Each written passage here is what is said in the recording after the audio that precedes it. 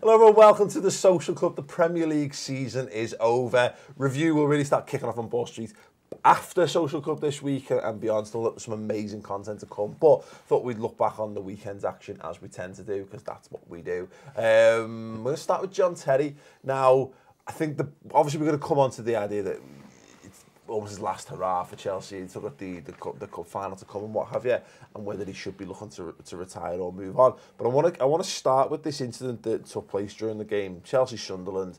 There was a pre-agreement with Sunderland manager David Moyes to kick the ball out of play on 26 minutes so that Terry could get his big send-off. Now, there's been some outrage and on other ends. There's been people going, whatever. James, where do you fall on this? You're a big fan of Chelsea, John Terry. Some might say you're a fanatic. I say that. I'm not outraged. I'm not going that far, but and I get the intention of it, but it just felt a little bit. I don't want to use the word pathetic, but I'm going to use it. It seemed a bit pathetic. Wait till the last 5 minutes of the game. I understand the significance of 26, but I don't see the point of it. That's if you're going to play that last game, allegedly. That's how many handicap spaces he's partying. I'm thinking, yeah. Scouse Mars, he's had. Okay, done? I think you should have done it at the end of the game, like they normally do it, and then it's over with. I just thought it was... But can John Terry's ego deal with that, though? I'm not sure. Can his knees deal with that? yeah, it's probably the better point. Right, we're going to do it in the 91st minute, John. Oh, my God. Jesus Christ. I might concede 3. Yeah, I don't know. It didn't feel great. I'd be interested... do you know what? I'll tell you what, because we were doing a watch-along yesterday, actually, and it's sort of the news broke of it's happening, and Craig is a big Chelsea fan, even bigger John Terry fan, and his face, he went... that straight away. So a Chelsea fan wasn't sure about it. Yeah. So Ped, we had a little chat about this before we started filming. You're never a man short of an opinion. You're not really that bothered about this. What arse? What difference does it make? I mean, really, we're always crying about sort of. Can I just ask if a Liverpool player in a Merseyside derby as fuck, and we would never agree to it. But if Gerrard had done this, you wouldn't be bothered, would you? It wouldn't have bothered you, would you? I agree in so much as, and let's be fair, like all of this stuff, like football is for the fans of those teams. Exactly. You know what I mean? Yeah. But it's taking a competitive football game, and I'm not. That's a stretch to say. I was going to say, but it's still a professional game of football at the top level, and they've agreed to kick the ball out of play for something as, let's face it, it's a very trivial thing. No matter how long John Terry's played football for, how important he is to Chelsea, why should a football match stop just for him? You know what I mean? If you're going to bring him off. Have a round of applause in the 26th minute and bring him off as close to it as you want. Yeah, I mean, but it's still sport, isn't it? It's still a sport. It's still a spectator sport, and I don't see you get so people go over the top with fume about everything now. Yeah. Social media has just created fume about every single thing. Yeah, absolutely. What do you think of West Ham Stadium? Oh, well, that's West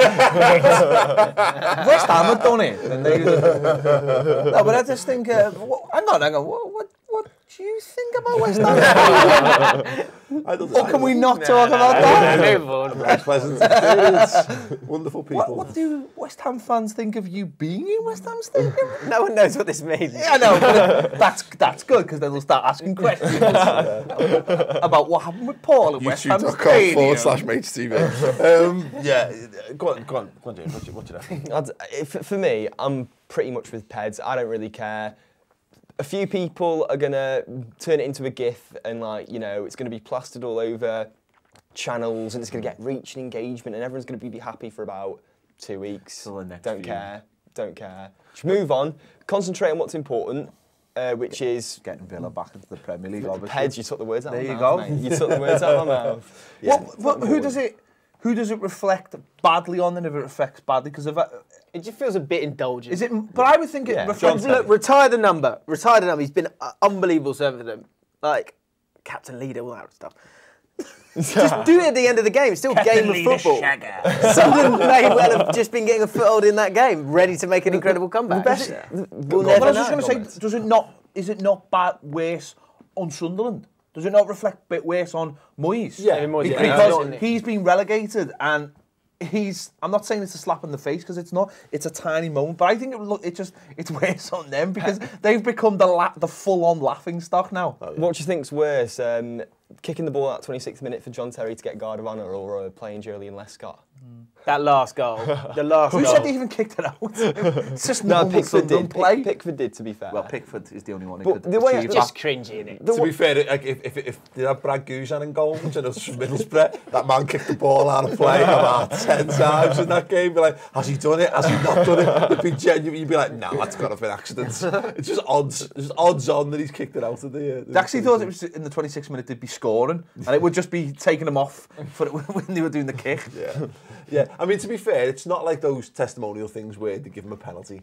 You know, like the ref gives a soft penalty so the guy can step up and take the penalty. But that is a testimonial. Well, That's a friendly. But equally, yeah. But that's the thing about it is that, look, the argument will be it's a dead rubber. It's the champions versus the team that were relegated quite some time ago. There was nothing riding on that football match whatsoever. But the point is, it's a fucking competitive game of football, whether we like it or not. It's one of the games in the Premier League season, and yeah, if it's that big a deal, have a post-season friendly. You know what I mean? Like have a game this week. You know, do something. Give them a testimonial. Exactly. Yeah. Do that stuff. It just feels a little bit like. I get you. Look, Liverpool had it with Gerrard. You know, we played Crystal Palace. Crystal Palace fucking ruined that part. They the pricks. But you know, everyone stayed behind after, and they did a presentation to him and all that stuff, and the whole crowd stayed and sang his name and did a speech and all that bosh. That's fine. We didn't need to take Steven Gerrard off in the fucking 8th minute of the football match. You fucking should though. Well, you probably should, given how he played that day. But that's the point, isn't it? That you're right. I think the word you got there right is spot on. This is indulgent and overindulgent. Really, when And it sounds like he said it was his idea. Oh, no, that thing makes any sense. No, he is a gobshite. Someone told me that. The fucking knob. Yeah.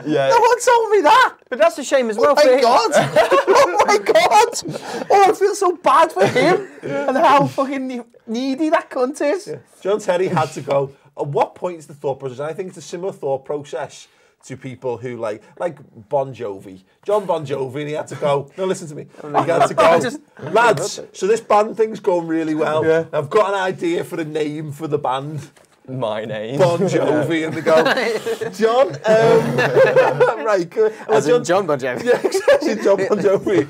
Don't you think it's got a great ring to it? But it's like John Terry woken up and gone, I've got this fucking belter of an idea, mate. And he had to go to someone with, imagine having the fucking bollocks to apparently to go to someone. To be fair though, my mind was when I found out the lead singer of Bon Jovi was named John Bon Jovi. My mind was like, oh my God, he's named himself after the band. That's some bollocks. That takes some doing that. But Terry apparently spoke with the manager, and the manager wanted to play some players who hadn't played against Watford on the Monday, who were probably going to play in the FA Cup final the week after, and give them a few minutes. So that was part of the inspiration behind, just why don't you take me off on, I know, 26 minutes. It felt unnecessary. Just do it at the end of the game. Yeah, exactly. So just moving on then from this and ahead to the FA Cup final, I guess. A lot of talk about John Terry moving on, going, you know, has he got another season in his legs or whatever?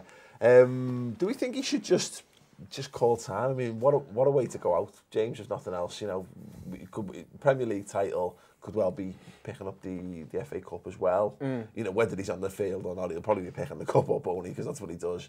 But you look at football players who just go a season too long, and I think they've done the right thing. They've phased them out nicely.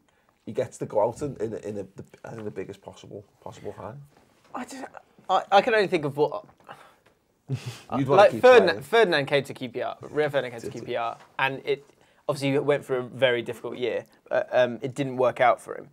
I'm of the feeling that play football as long as you can, and then if it doesn't work, I don't think it will work out if he goes to another club. Yeah. But you won't know if you don't do it. So I think he should probably crack on. You're a long time retired, aren't you? It's true. Ray Wilkins played till he was 40, and by the end of it, I think he was playing for Hibernian or something. I saw a couple of clips of him. It looked like he was walking. But he looked happy. He did look happy. I remember there's a mate who's a mutual friend of Robbie Fowler was saying to him when he was at Man City, he was like, again, like that, you know, you've not got long left in the game here, mate. You should either pack it in or try to enjoy it. And it was that next transfer window, he moved back to Liverpool and had one last hurrah, and then he went on to Cardiff, I think, and then he went over to the A-League for a bit. And you know, you speak to him now, he loves the fact that he did have a bit more of a go of the whole thing. Where's Teddy going now? You know, if he does move on, there's load of places. You've got insider knowledge in this. Come on. There's load of places he could go, but I've heard he's going to Portugal. Something to do with that. I've heard he's going to Portugal anyway, and it seems like a nice league to go and blooming have a nice time at that. It's like lovely climate. Nice climate, slow game. Like it's not too competitive. You know. God, our Portuguese viewers now will be. No, but wouldn't you like go play in the Portuguese league at centre half in the last few years of your career for a half decent wage? I would. Casillas has. I would. Because he's been playing at the top with the best for 20 odd years. I feel like going to a Bournemouth or I think Stoke are in for him as well. I just think that would be. I don't think he'd enjoy. I'm not sure he would enjoy that. I think even if you go to MLS or you go to Portugal, at least it's something very new, and different. MLS gets thrown about a lot, doesn't it, Ped? Just because it's been a progression. Obviously, Gerrard and Lampard being the best examples lately of it. Beckham as well, but for me, I don't know. I think he could. I think it'd be an important signing for the MLS because defences are shite in the MLS. Do you know he couldn't play? Yeah, he's not fit enough. Yeah, he's not fit enough. It's a no matter what anyone says about that league, it's frenetically fit. Yeah. And Gerrard struggled. You seen that? Took him a while to get into any kind of rhythm. Well, but like Pirlo's done okay there. Yeah, but it's protected though. Pirlo. Yeah, it's. I don't think he's got it in his legs. I don't know, it's what his mindset is, isn't it? As you say, the easiest thing to do would be retire, but if he's got it in him, if he feels like he's got more time in him, I wouldn't stay here though, I would go somewhere else for a year, I would experience... Can I throw a suggestion I think would be a perfect fit for him? Throw one in. A-League. Celtic. Ooh. Yeah. Somewhere like that, Champions League football. Get a bit of, maybe they're going to get through the qualifiers as we know. Brendan Rodgers' missus is a looker as well. He's a good looking lass. But you know, it's that thing. Look, Colo Torre, he's just gone and done it effectively. You know, and you know, the only player ever in Europe to play for 2 undefeated football teams, I believe. That is, man. That's smart. Really? Colo. Very good. Get it. Well done. Well, let's wrap that up there. I don't think we're getting any better than Ped dropping an actual stat. Factual content. Fantastic. Well, let us know your thoughts on John Terry, first and foremost, on the whole 26-minute thing, and then where you think he should go if he doesn't retire. Subscribe to the Boston Channel by clicking the logo right there. Most importantly, though, if you want the best piece of content that I think the Boston Channel's ever made, do watch this. It's the Millwall-Bradford playoff final matchday experience. Just tears, agony, ecstasy. It's a brilliant watch. Do go and watch it right now. This is James trying to get in. Yeah.